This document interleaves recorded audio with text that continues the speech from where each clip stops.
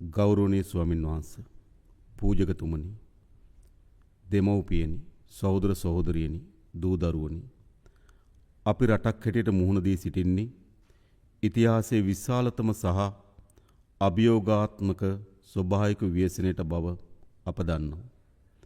ඒ වගේම අප දියත් කොට ඇත්තේ මෙරට ඉතිහාසයේ අභියෝගාත්මකම ගලවා ගැනීමේ මෙහෙයුම බවත් අප දන්නවා.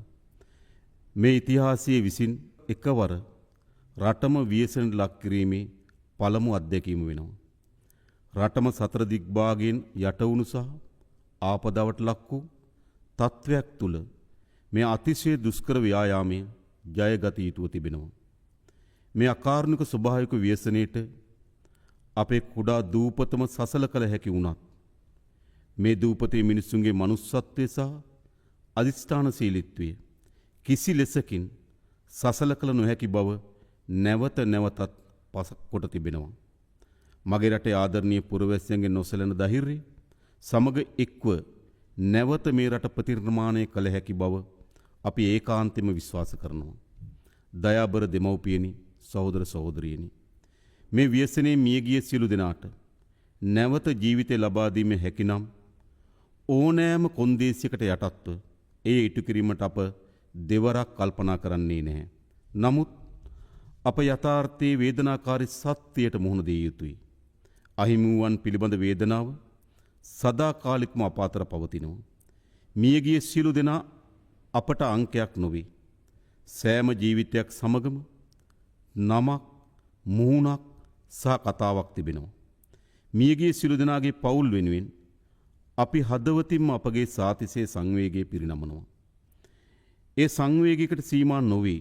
ඒ පවුල් වලට නැවත ඒ ජීවිතය ලබා දිය නොහැකි වුණත් සිසු සියල්ල ලබා දීම වෙනුවෙන් අප කැපවීමෙන් කටයුතු කරනවා.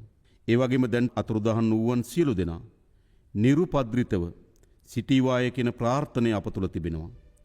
ජීවිත ව්‍යසනයට ලක්ව ඇති බොහෝ දෙනෙකුගේ දුක්, වේදනා සමනය කිරීමට හා බලපෑමට ලක් වූ වින්දිතයන්ට ශක්තියක් වීමට ඉදිරියට පැමිණි සියලු දෙනාගේ දෑත් උණුසුම්ම වෙනද ගන්නවා. ස්වභාවික විපත් සහ ආපදා ඇතිවීම ඒ පාලනය කිරීමට නොහැකි වූ විට ඇතිවන විපත් සහ අදිසි ආපදා නිසියාරු කළමනාකරණය කිරීම නැවත යථා තත්ත්වයට හෝ පෙරට වඩා දියුණු තත්ත්වයකට ගොඩනැගීම යන ත්‍රිවිධ ක්‍රියාවලිය වගකීම ආණ්ඩුව සතු වෙනවා. ඒ වෙනුවෙන් ගත හැකි සහ ගත යුතු ඉදිරි ක්‍රියාමාර්ග මොනතරම් දුෂ්කර තත්ත්වයක් යටතේ වුවත් ගැනීමට අප බලාපොරොත්තු වෙනවා.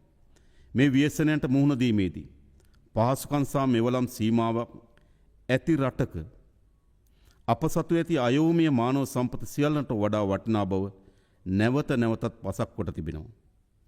විපතකදී හැර නොයන හැම විටම පිහිටවන ආත්ම විශ්වාසයෙන් පිරුණු අපේ රටේ පුරවැසියන් පිළිබඳව අප ආඩම්බර වෙනවා. අපට ඉදිරියට මුහුණ දෙන්න සිදුවන්නේ එදා මෙදා තුර විශාලතම ප්‍රතිසංස්කරණ ප්‍රයත්නයන්ට සහ නැවත ගොඩනැංවීමේ කාර්යභාරයේ බව අප සිහිපත් කළ යුතුව තිබෙනවා. විනාශයේ තරම ගැන අනුමාන තක්සේරුව එතරම්ම බරපතලයි. එහෙත් අප රටේ ජනතාව ගම් වතුරෙන්, කුණාටුවෙන් හෝ ඕනෑම ව්‍යසනකින් පසුව අදිෂ්ඨානශීලීව නැවත ගොඩනැගී තිබෙනවා. මෙම ව්‍යසනයේ ආරම්භයේදී අපගේ පළමු කාර්ය බවට පත් වුණේ ව්‍යසනයට මුහුණ දුණු පුරවැසියන් එයින් මුදවා ගැනීමයි. ඒ සඳහා අපේ සමස්ත රාජ්‍ය යාන්ත්‍රණයම ඉතාමත් කාර්යක්ෂමතාවෙන් යුතුව මෙහෙවීම සඳහා අපි කටයුතු කර තිබෙනවා. එහිදී අපගේ ත්‍රිවිධ හමුදාවත් පොලිසියත් තමන්ගේ ජීවිත පිළිබඳ අවධානම නොතකමින් ඇතැම් තැන්වල තමන්ගේ ජීවිත පරිත්‍යාග කරමින් අපගේ ජනතාව මුදවා ගැනීම සඳහා වීරෝදාර ක්‍රියාදාමයක නිරත වුණා. ඔවුන් ගැන අපි ආඩම්බර විය යුතුයි. ඔහුට අපි ජාතියේ ප්‍රණාමය පුද කළ යුතුයි. ඒ වගේම අපේ අමාත්‍යංශ ලේකම්වරුන්ගේ සිට පහළ ග්‍රාම නිලධාරී කොට්ටාසින ග්‍රාම නිලධාරීන් තුමා දක්වා සියලු රාජ්‍ය යාන්ත්‍රණය යහුසුලුව මැදිහත් වෙමින් එම ආපදාවට ලක් වූ ජනතාව මුදවා ගැනීම සඳහා විශාල කාර්යභාරයක් ඉටු කරනු ලැබුවා. එය වුන් රාජකාරීන් ඔබට යන ලද මානුෂීය කාර්යයක්ස තේරුම් අරගනිමින් ඒ කාර්යයට හෘදයාංගම බැඳීමකින් යුතුව ඔවුන්ගේ කාර්යභාරය ඉටු කරන ලැබුවා. ඔවුන්ට අපි ස්තුතිවන්ත විය යුතුයි. ඒ වගේම ව්‍යසනයටපත් වූ ජනතාව මුදා ගැනීම වෙනුවෙන් ස්වේච්ඡාවෙන් විශාල ජනතාවක් මැදිහත් වී තිබෙනවා. තමන් ව්‍යසනයටපත් නොවුනත් තමන්ගේ අසල්වැසියන් ව්‍යසනයටපත් වීම, තමන්ගේ අල්ලපු ගමේ කෙනා ව්‍යසනයටපත් වීම, තමන්ගෙන් එහා පැත්තේ දිස්ත්‍රික්ක කෙනා ව්‍යසනයටපත් වීම, තමන්ගේ ව්‍යසනයක් ලෙස සලකා අපේ රටේ පුරවැසියන් එම ව්‍යසනයටපත් වූ ජනතාව මුදවා ගැනීම සඳහා විශාල මානසික කාර්යභාරයක් ඉටු කරමින් තිබෙනවා. ඒ පිළිබඳ ඔවුන් අපි මේ වෙලාවේදී සිහිපත් කළ යුතුයි. ඒ වගේම මේ මුදා ගැනීමේ ක්‍රියාදාමයේදී අපේ අසල්වැසි රටවල්, අපගේ මිතුරු රටවල් අපිට විශාල ලෙස උපකාර සපයා තිබෙනවා. දැනටමත් හෙලිකොප්ටර් යාන ලබා දෙමින්, සමහර ගලවා ගැනීමේ හමුදාවන් ලබා දෙමින් විදේශීය රාජ්‍යයන් අප වෙත ඔවුන්ගේ මිතුරු භාවයේ හස්තය දිගු කොට තිබෙනවා. අපි ඔවුන්ට බෙහෙවින් ස්තුතිවන්ත වෙනවා අපේ රටේ ජනතාව වෙනුවෙන්. ඒ වගේම මේ මුදා ගැනීමේ කාර්යභාරයේදී දැන් අප සැලකිය යුතු කොටසක් ඉටු කොට අවසන් කර තිබෙනවා. විශේෂයෙන්ම එම මුදවාගත් ජනතාව කණ්ඩායම් 3ක් හැටියට ජීවත් වෙනවා. එක් කණ්ඩායමක් වන්නේ තමන්ගේ නිවස තුලම ආසන්නයේම අවතැන් භාවයට පත්වීම. දෙවෙනි කණ්ඩායම වන්නේ තමගේ මිතුරන් ඥාතීන්ගේ නිවෙස් තුල අවතැන් භාවයට පත්වීම. තුන්වෙනි කණ්ඩායම වන්නේ අවතැන් මධ්‍යස්ථානවල ජීවත් වීම. අපේ රටේ තිබුණු සමහර චක්‍රලේඛනයන් මෙම ප්‍රජාවන් තුනටම සහන සැලසීම සඳහා බාධාවන් ඇතිකට තිබුණා. අපි ඒ සියලු චක්‍රලේඛනය වෙනස් කොට අවතැන් වී තිබෙන්නේ කොතනද, ඉන්නේ කොතනද කියන බේදිකින් තොරව හැම දිනාටම රජයේ සහන ලබා දීම සඳහා අවශ්‍ය වෙන වැඩපිළිවෙල සකස් කොට තිබෙනවා. ඒ වගේම අපේ සමහර චක්‍රලේඛනයන් අපේ නිලධාරීන්ට අවශ්‍ය පරිදි මුදල් පරිහරණය කිරීම සඳහා බාධාවක් ඇති කොට තිබුණා. එම චක්‍රලේඛනයන් අපි වෙනස් කොට තිබෙනවා. ප්‍රාදේශීය ලේකම්වරයෙකුට ලක්ෂ 500 දක්වා මුදලක් වියදම් කිරීම සඳහා අවසරය අපි ලබා දී තිබෙනවා. එනිසා අපි හිතනවා මුදල් ප්‍රතිපාදන ලබා දීමත් එම ප්‍රතිපාදන කාර්යක්ෂම ක්‍රියාවට නැගීම සඳහා අවශ්‍ය වෙන නීතිමය රැකවරණයන් අපි අපේ රාජ්‍ය ආන්තර ලබා දී තිබෙනවා. ඒ වගේම ප්‍රතිපාදන ඔබ දන්නවා අපි පසුගිය අයවැය ලේඛනයෙන් සම්මත කරන ලද ප්‍රතිපාදන වලින් රුපියල් කෝටි 3000කට ආසන්න ප්‍රමාණයක් අප සතුව තිබෙනවා. පාර්ලිමේන්තු අනුමැතියකින් තොරව අපිට වියදම් කිරීමේ හැකියාව තිබෙනවා. ඒ සියලු ප්‍රතිපාදනයන් අප මේ සඳහා වෙන්කොට තිබෙනවා. අපි දිසාපතිවරුන්ට දැනුම් දී තිබෙනවා. ඔබට කොපමණ මුදල් ප්‍රමාණයක් අවශ්‍යද? කොපමණ කාර්යයන් කිරීම සඳහා ඔබට වැයබරක් දරන්න සිදු වී තිබෙනවද? ඒ සියල්ල ලබා දෙන්න අපි අවශ්‍ය වෙන කටයුතු සම්පාදනය කරලා තිබෙනවා. 2025 අයවැය ලේඛනයේ වෙන්කොට තිබෙන ප්‍රතිපාදන ප්‍රමාණවත් නොවන්නේ නම් අප පරිපූර්ණක ඇස්තමේන්තු හරහා පාර්ලිමේන්තු හරහා නව ප්‍රතිපාදන ලබා දීම සඳහා අපි කටයුතු කරනවා. ඒ හරහා අපගේ අවතැන් වූ ජනතාවගේ ආහාර පාන, සෞඛ්‍ය සහ සනීප ආරක්ෂක කටයුතු ඉටු කරගත හැකි වේ කියලා විශ්වාසයක් අපිට තිබෙනවා. ඒ වගේම ඊළඟ අපේ පියවර වන්නේ විශේෂයෙන්ම මේ ආපදා තත්ත්වයේ හේතු කොටගෙන අත්‍යවශ්‍ය සේවාවන් සහ යටිතල පහසුකම් විශාල ප්‍රමාණයක් බිඳ වැටී තිබෙනවා. බොහෝ ප්‍රදේශවල විදුලිය බිඳ වැටී තිබුණා. ඒ වගේම ජල පහසුකම් බිඳ වැටී තිබුණා. සංනිවේදන පහසුකම් බිඳ වැටී තිබුණා. ප්‍රවිෂ්ඨ මාර්ග කඩා වැටී තිබුණා. මේ ආදී යටිතල පහසුකම් සහ සේවාවන් විශාල ප්‍රමාණයක් බිඳ වැටී තිබෙනවා. අප ඒ සෑම ශේත්‍රයක්ම වේගවත්ව කාර්යක්ෂමව ඒ යටිතල පහසුකම් සහ සේවාවන් යලි ස්ථාපන කිරීම සඳහා අවශ්‍ය වෙන මෙහෙයුම් කාර්යයන් ගොඩනගා තිබෙනවා. ආපදාවට ලක් නොවූ ප්‍රදේශ තිබෙනවනම් ඒ ප්‍රදේශවල කාර්ය මණ්ඩලය මුළුමනින්ම අපි මෙම ආපදාවට පත් වූ ප්‍රදේශවල යටිතල පහසුකම් වර්ධනය කිරීම සඳහා යොදවා තිබෙනවා.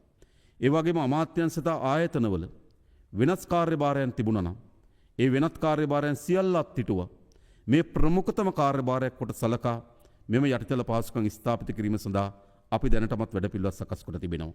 විදුලි බල මණ්ඩලය, ජල ප්‍රවාහන මණ්ඩලය, ඒ වගේම සංනිවේදන ආයතනයන් සහ මාර්ග සංවර්ධන අධිකාරිය ආදී අත්‍යවශ්‍ය ආයතනත් එක්ක අපි සමීපව කටයුතු කරමින් ඒ සඳහා අවශ්‍ය වන දායකත්වය සහ මෙහෙයවීම අපි ලබා දෙමින් තිබෙනවා.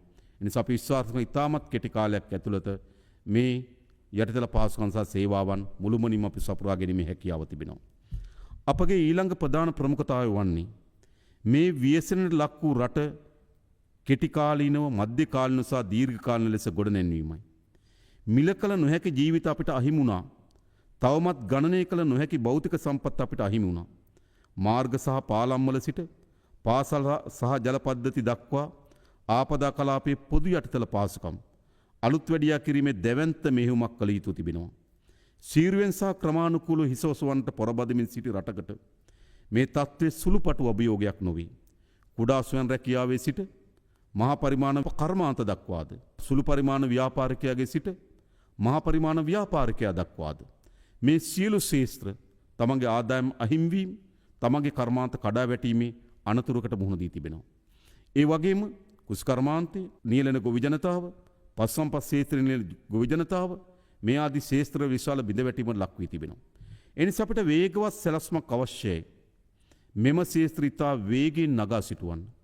ඒ වෙනුවෙන් මේ වන විට අපි කාර්යක්ෂම සේවයක් ලබා දීම වෙනුවෙන් මේ ආපදා තත්ත්වය කළමනාකරණය කරගනිමින් වේගවත් කාර්යක්ෂම යලි ගොඩනැන්වීමක් සඳහා අවශ්‍ය වෙන නීතිමය රැකවරණ සහ ප්‍රතිපාදන අවශ්‍යතාවය වෙනුවෙන් අප හදිස් නීතිය පනවා තිබෙනවා. මා මේ රටේ පුරවැසියන්ට එක සහතිකයක් ලබා දෙන්න කැමතියි. මෙම හදිස් නීතිය මෙම ආපදාව කළමනාකරණයට ලක් කර ගැනීම සහ කාර්යක්ෂම අපේ රට ගොඩනැගීම සඳහා ඉවහල් කරගන්නවා ඇරුණුකොට වෙනත් කිසිදු මර්ධනීය ක්‍රියාදාමයක් වෙනුවෙන් මෙම හදිස් නීතිය අපි උපයෝගී කරගන්නේ නැහැ. මෙම හදිස් නීතියට අනුකූල වන පරිදි මේ වන විටත් අපි අත්‍යවශ්‍ය සේවා කොමසාරිස්වරයෙක් පත් කර තිබෙනවා. සියලු සේවාවන් අප එම එක තැනකට කේන්ද්‍රගත කොට තිබෙනවා. පැය 24 පුරාම අත්‍යවශ්‍ය සේවා කාර්යාල විවෘත කොට තිබෙනවා. සියලු වැදගත් ආයතනයන් වල නිලධාරීන් එහි පැය 24ම රැඳෙමින් තිබෙනවා. එනිසා අපි හිතනවා ඊටමත් කාර්යක්ෂම මධ්‍යගත මෙහෙයුමක් මෙම අත්‍යවශ්‍ය සේවා කාර්යාලය සඳහා පිටු කර ගැනීම සඳහා අපි සැලැස්මක් සකස් කොට තිබෙනවා. ඒ වගේම අපගේ මීළඟ කාර්යභාරය බවට පත් වී තිබෙන්නේ නැවත අපේ රට තිබුණු තත්ත්වයට වඩා දියුණු රාජ්‍යයක් බවට පරිවර්තනය කර ගැනීමේ අපේක්ෂාව. ඒ අපේක්ෂාව වෙනුවෙන් මේ වන විටත් අපි නැවත ගොඩනැන්වීම සඳහා අවශ්‍ය වෙන අරමුදල් සම්පාදනය කර ගැනීම සඳහා අරමුදල පිහිටුමට අපේක්ෂා කරමින් තිබෙනවා. ඒ වගේම ඒ අරමුදල කළමනාකරණය කර ගැනීම සඳහා පෞද්ගලික අංශයේ විදේශ කටයුතු අමාත්‍යාංශයේ මුදල් අමාත්‍යාංශයේ ජනාධිපති ලේකම් කාර්යාලය ලේකාබද්ධ කළමනාකරණ කමිටුවක් පත් කොට තිබෙනවා. ඔවුන්ට විශාල කාර්යභාරයක් අපිට පවරා දී තිබෙනවා. අපේ රට ගොඩනැගීම සඳහා අවශ්‍ය වෙන අරමුදල් සම්පාදනය කර ගැනීම. ආකාර ගණනාවකින් අපිට අරමුදල් සම්පාදනය කරගත හැකි. අප හා මිතුරු රාජ්‍යයන් එක්ක ඊටම සමීපව අප කටයුතු කරමින් ඔවුන්ගේ ආධාර ලබා ගැනීම. ඒ වගේම විවිධ ජාත්‍යන්තර සංවිධාන ආමන්ත්‍රණය කරමින් ඔවුන්ගේ ආධාර ලබා ගැනීම. ඒ වගේම දේශීය ව්‍යාපාරිකයන් ආමන්ත්‍රණය කරමින් කර්මාන්තකරුවන් ආමන්ත්‍රණය කරමින් ඔවුන්ගේ ආධාර ලබා ගැනීම. විශේෂම මේ වෙලාවේදී ශ්‍රී ලංකාවෙන් පිටත ජීවත් වෙන ශ්‍රී ලාංකික පුරවැසියන් මේ ආධාර ලබා දීම සඳහා විශාල වෙහෙසක් සහ විශාල කැමැත්තකින් යුතුව කටයුතු කරමින් තිබෙනවා. අපි ඔවුන්ට අවශ්‍ය වෙන සහාය ලබා දෙන්න කටයුතු කරලා තිබෙනවා. නිසා අපි හිතනවා අපි ශක්තිමත් අරමුදලක් ගොඩනැගිය යුතුයි මෙම ව්‍යසනයෙන් ගොඩ ඒම සඳහා. ඒ අරමුදල සම්පාදනය කර ගැනීම සඳහා අවශ්‍ය වෙන කටයුතු අපි සකස් කරලා තිබෙනවා. ඒ වගේම අප සියලු ආයතනයන් වෙත දැනුම් දී තිබෙනවා. ඔබගේ ශේෂ්ත්‍ර මුහුණ දී තිබෙන අර්බුදයේ ප්‍රමාණය ඒ නැවත ගොඩනැගීම සඳහා අවශ්‍ය වෙන ප්‍රතිපාදනයන් පිළිබඳව ශක්තිමත් ලැයිස්තුවක් සකස් කරන්න කියලා. අපි දන්න බොහෝ විට අපේ රට මුහුණ දෙන තත්ත්වය තමයි නිවැරදි දත්ත සහ නිවැරදි තොරතුරු නොමැතිවීමේ ප්‍රතිවිපාක වලට අපි මුහුණ දී තිබෙනවා. මෙම අර්බුදයෙන් ගොඩ එන්න නම් අපට නිවැරදි දත්ත සහ තොරතුරු අවශ්‍යයි. වාරිමාර්ග දෙපාර්තමේන්තුව තමන්ගේ දෙපාර්තමේන්තුවට අයත් වාරිමාර්ග පද්ධතිය ඇති වී තිබෙන හානිය සහ ඒ නැවත ප්‍රතිස්ථාපනය කිරීම සඳහා අවශ්‍ය වන අරමුදල්.